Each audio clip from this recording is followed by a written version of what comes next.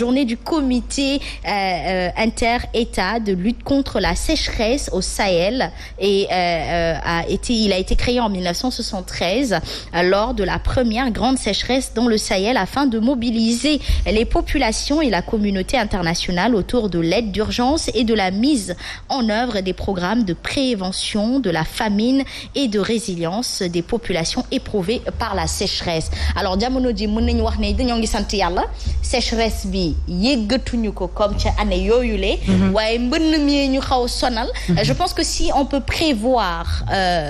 li nga xamante ni moom moo di sécheresse jëlee ko fi mën nañ prévoir jëlee fi mbënn mi parce que aujourd'hui on a besoin d'un juste milieu. Équilibre la ñu soxla ndax équilibre sax nag mooy tey lépp ci àddina monsieur Thiam tey jii nii par rapport à organisation boobu noonu jeexital yi ñi ca teg ak tey jii nii je pense que ils ont bon dos. Oui Asma c'est toujours salutaire surtout pour Afrique mu organiser lu jëm ci mettre l'accent ci lu jëm ci luy lutter contre la désertification parce que ku nekk xam na ne garab source de vie la garab di nga ci dund waaye di nga ci feju donc aujourd'hui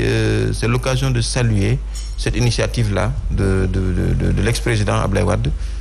sur la grande muraille verte nga xam ne initiative bu mag la woon boo xam ne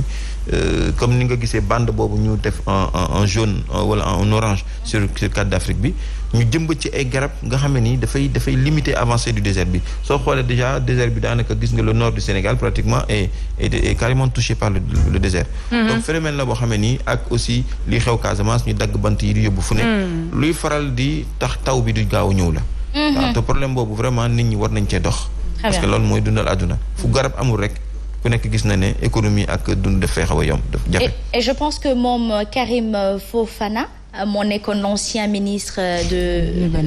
l'urbanisme il y a contribué pour beaucoup ndaxte tey di ci nawet gi lay gën a feeñati sax ndax rond-point boo dem gis fa mu samp fa ay fleur te loolu dafay dundal xaalam bi ba tax ne lii ngay waxtaane nii ak kii di Khady Camara mi ngi naan jëmmatal garab yi un foyer un arbre pour rappeler justement que garab bi daf ñuy protéger ci lu bëri lu yàlla def rek am na la tax bu ñu jamono yóbbu ci wàllum koppar ba ñu fàtte protéger la nature car c'est la nature qui nous fait. Avec l'accompagnement également du ministère de l'environnement parce que je pense que ne ñoom aussi am nañu rôle bu am solo bu ñu jouer ci wàllu woowu parce que tey jii comme ni nga koy waxee rek garab dafa nekk loo xamante ne dafa am solo et on a vu que ne les hommes maintenant ñoom ñooy agressé li nga xamante ne moo di nature bi ñoom ñooy provoqué sax booy xool daay gi moom ñooy provoqué lakk yi faral di am ci li nga xamante ne moom moo di ci àll bi ak yooyu je pense que il est important ku ci nekk bàyyi ci xel boo defee sa wàll rek nga jëmbat garab di ko arrosé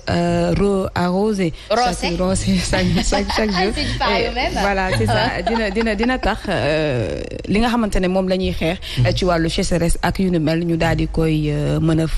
fàgg ba duñu am ay jafe-jafe yu Aïcha ñu àddu ci 2016 mu nekkoon le décès à Paris du professeur Yoro Fall, un historien et archéologue. Sa candidature justement à l'élection présidentielle de 2007 avait été renvoyée pour insuffisance de signature par le Conseil constitutionnel. Ñu di ko ñaanal yàlla suuf oyof ci kawam waaye ci jamono joojule tamit boo ñu mënee sànni kàddu ci kii di Yoro Fall. waaw xam naa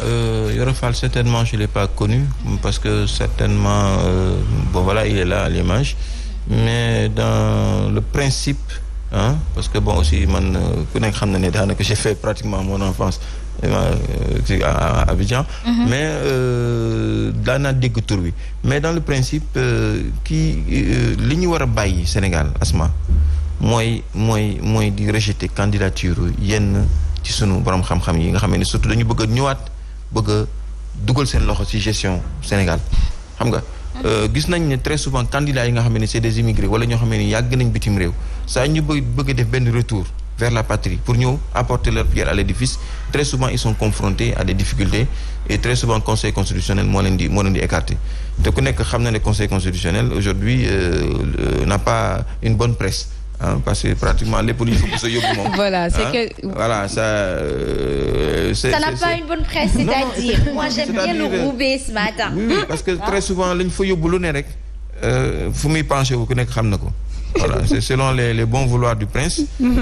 que ça se passe. Donc, parce ça, qu'on c'est est dans assez un dommage. royaume ou bien? En tout cas une chose est sûre doy na waa c'est quelqu'un boo xamante ne ñu ràññee ko loolu ci liggéey bi mu doon def bu am solo mu nekk mu judd woon ci vers année ñi nee nañ vers année 40 50 à Thiès. mu jàngee fi nga xamante ne moo di également à Saint-Louis du Sénégal. allié école coranique bi ak école également française bi mu nekkoon quelqu'un boo xamante ne ràññee woon nañ ko lool comme ni ko Modou Mbacké Thiam waxee par rapport ak